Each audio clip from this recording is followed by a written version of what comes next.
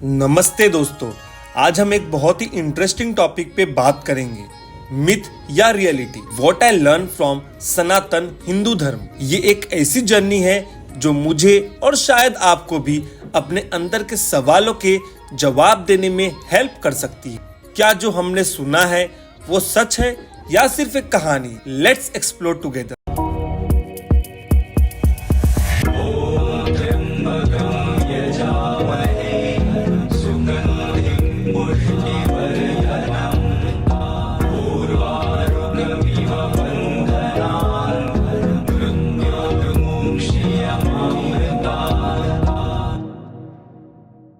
सबसे पहले हम समझते हैं कि सनातन हिंदू धर्म एक्चुअली है क्या। सनातन का मतलब होता है इटर्नल, यानी आनंदी, और हिंदू धर्म एक स्पिरिचुअल प्रैक्टिस है जो हजारों सालों से चलती आ रही है। ये धर्म दुनिया का सबसे पुराने रिलीजियस में से एक है और इसका फोकस होता है धर्म यानी ड्यूटी, कर्म यानी एक्शन और मोक्ष लिबरेशन पर। लेकिन आज के समय में कई लोग इसे सिर्फ एक माइथोलॉजी, एक कहानी का रूप देते हैं। हमारे पुराने ग्रंथों को भी मिथ्स कहा जाता है। आखिर ये मिथ है क्या? सच्चाई का एक रूप? यही हम आज समझने की कोशिश करेंगे। हिंदू धर्म में एक रूप है भगवान के, जिसे हम अवतार्स कहते हैं। जैसे कृष्ण, राम, शिवा और देवी का पूजन किया जाता है। लोग अक्सर ये समझते हैं कि अलग अलग भगवान हैं, लेकिन इनका मूल एक ही है, ब्रह्मांड, जो एक यूनिवर्सल कॉन्शियसनेस है। कुछ लोगों के लिए ये फॉर्म्स सिर्फ सिंबॉलिक है और कुछ कहते हैं कि ये सब माइथोलॉजी है। बट जब हम वैदिक फिलॉसफी पढ़ते हैं तो हमें पता चलता है कि ये फॉर्म्स स्पिरिचुअलिटी को समझने का एक मीडियम है, जिसे हम अपने अस्तित्व को पहचान सकते हैं। रामायण और महाभारत जैसे ग्रंथों को माइथोलॉजी कहा जाता है, लेकिन इनमें जो टीचिंग्स है उन्हें इग्नोर नहीं किया जा सकता। राम, सीता, अर्जुन, कृष्ण ये सिर्फ कैरेक्टर्स नहीं है, बल्कि ये हमारे लाइफ के डिफरेंट रोल्स को रिप्रेजेंट करते हैं। अर्जुन का बैटलफील्ड पर स्टैंड लेना या राम का धर्म का पालन करना, इन सब लाइफ के डीप ट्रूथ्स हैं। ये कहानियां सच है? कहीं ना कहीं ये हमारी जिंदगी का रियल सिचुएशन को रिफ्लेक्ट करती है। चाहे ये हिस्टोरिकल इवेंट्स हो या नहीं, इनका मोरल वैल्यूज हमारे लिए आज भी उतना ही इम्पोर्टेंस है। अक्सर हिंदू रिचुअल्स को सुपरस्टिशन कहा जाता है, जैसे दिया जलाना, तुलसी को पानी देना या मंदिर में घंटी बजाना।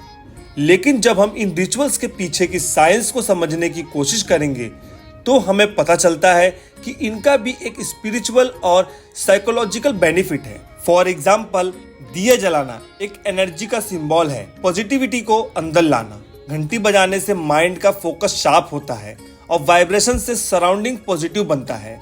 तुलसी को पानी देने से इन्वायरमेंट और हेल्थ दोनों का फायदा होता है। ये सिर्फ ट्रेडिशंस नहीं है, इनमें एक डीपर सिग्निफिकेंस छुपी है जो मॉडर्न साइंस से भी मैच करती है। हिंदू धर्म का एक कोर कॉन्सेप्ट है कर्म, कि एक कॉस्मिक लॉ है, जैसे कर्म करोगे वैसा ही फल मिलेगा। ये कॉन्सेप्ट दुनिया के कई रिलीजियस में है।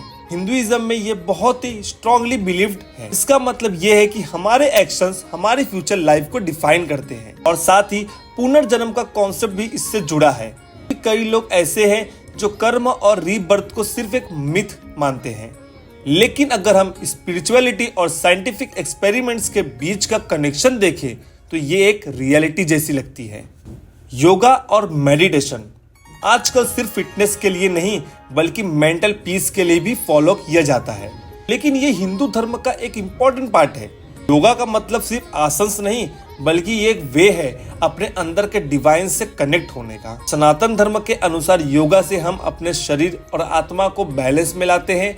पतंजलि की योगा सूत्र कहती है कि योगा से हमारी सोल का कनेक्शन ब्रह्मांड से होता है।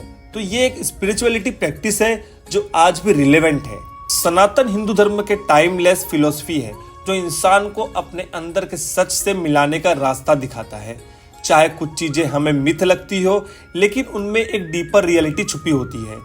ये धर्म हमें धर्म, कर्म और मोक्ष का मूल सिखाता है, जो हर इंसान के जीवन में रिलेवेंट है।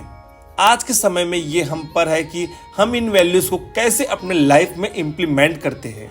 तो दोस्तों, ये थी मेरी जर्नी सनातन हिंदू धर्म के मिथ्स और रियलिटीज को समझाने की। आपको क्या लगता है? कमेंट सेक्शन में अपना थॉट्स जरूर शेयर करिए। और अगर आपको ये वीडियो पसंद आई तो लाइक करें, शेयर करें और हमारे चैनल को सब्सक्राइब करें। मिलते हैं अगले वीडियो में, तब तक के लिए धन्यवाद। जय हिंद।